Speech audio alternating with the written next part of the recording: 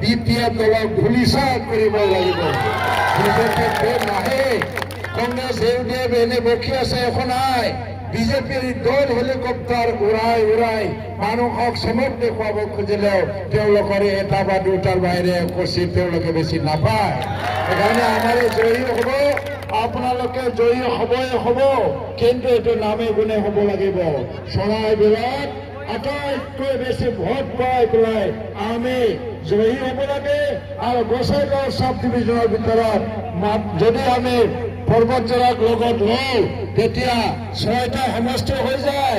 6টা সমষ্টিৰ ভিতৰত 6টাও UPPL হ'ব লাগিব আৰু চৰাইবিলাক 1 নম্বৰত হ'ব লাগিব। আজিয়ে মই আমাৰ শিলা বসুমতাৰী ডাঙৰীয়া তেওঁক মই MCLA বুলি সন্মান কৰোঁ। তেওঁ এজন পাৰ্টী নহয়, ইতিমধ্যে MCLA হৈ গ'ল আৰু তেওঁ এজন NDF নেতা আছিল। ইয়াৰ শান্তি স্থায়ী হৈ গ'ল। আমি বিচাৰো নে নাই যাতে আমাৰ মাজত কোনো বন্দুকৰ আন্দোলন নহয়? আমি বিচাৰো নে নাই আমাৰ মাত্ৰ যাতে কোনোদিন সংঘাত নহয়? আমি বিচাৰো নে নাই ইয়াৰ শান্তি স্থায়ী হওক? আমি যদি এইবিলাক সব বিচাৰো তেতিয়া এই নিৰ্বাচনত যিটো পৰিৱৰ্তনৰ শ্লোগান UPPL চৰকাৰ পৰিৱৰ্তন দৰকাৰ বুলি দিয়া হৈছে, সেইটো আপোনালোকে সফল কৰি দিব লাগিব। আপোনালোকে চবেই UPPLৰ সৈনিক। ইয়াত আহি পেলাই ভাষণ শুনি গৈ পেলাই এনে চুপচাপ থাকিলে নহ'ব। এতিয়া নিৰ্বাচন জয়ী হোৱাৰ দায়িত্ব আপোনালোকৰ ওপৰত। গাঁৱে গৈয়ে গৈ পেলাই যিবিলাক মানুহ আজিলৈকে বুজা নাই তেওঁলোকক বুজাই আনি UPPLত ভোট দিবৰ কাৰণে ৰাজি কৰক। ইয়াৰ হিন্দু মুছলমানৰ ৰাজনীতি নহয়, জাতিভেদৰ ৰাজনীতি নহয়। কি বেংগলী, কি আদিবাসী, কি মুছলমান, কি অসমীয়া ৰাজবংশী, কি বড়ো, সব জনগোষ্ঠী সমানে উন্নতি পাব লাগে। আটাইতকৈ ডাঙৰ কথা সবৰে জীৱন মূল্যৱান, সব জীৱনৰ নিৰাপত্তা আমি দিবই লাগে।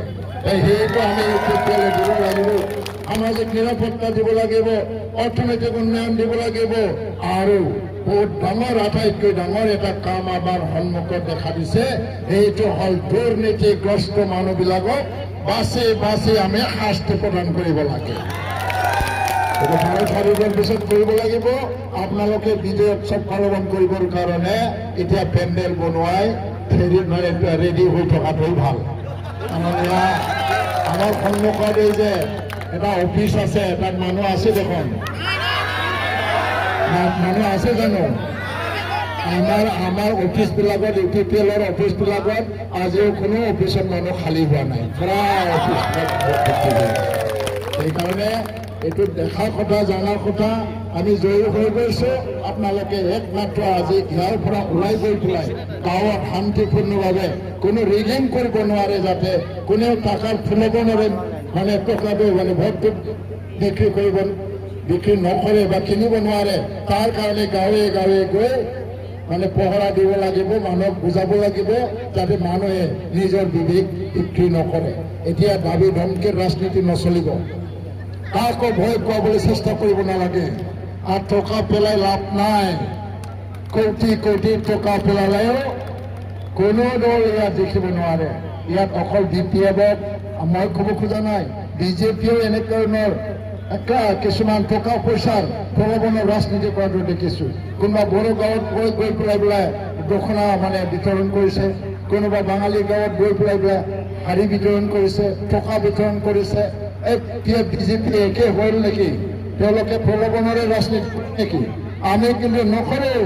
আমি অন্তৰৰ ৰাজনীতি কৰোঁ, বিশ্বাসৰ ৰাজনীতি কৰোঁ, পাৰস্পৰিক বিশ্বাসৰ ৰাজনীতি কৰোঁ, আস্থাৰ ৰাজনীতি আমি কৰোঁ। আৰু এইটোৱে আচল ৰাজনীতি। যদি স্থায়ী শান্তি বিচাৰে, স্থায়ী প্ৰগতি বিচাৰে, এই অঞ্চলত নিৰাপদভাৱে চবে থাকি পেলাই জীৱন যাপন কৰিব বিচাৰে, আস্থাৰ ৰাজনীতি কৰিব লাগিব, বিশ্বাসৰ ৰাজনীতি কৰিব লাগিব। সেইখিনিকে মই অনুৰোধ জনাই মোৰ বক্তব্য ইয়াতে মই সামৰিছোঁ। UPPL জিন্দাবাদ, UPPL জিন্দাবাদ, শিলা বসুমতাৰী জিন্দাবাদ, শিলা বসুমতাৰী জিন্দাবাদ।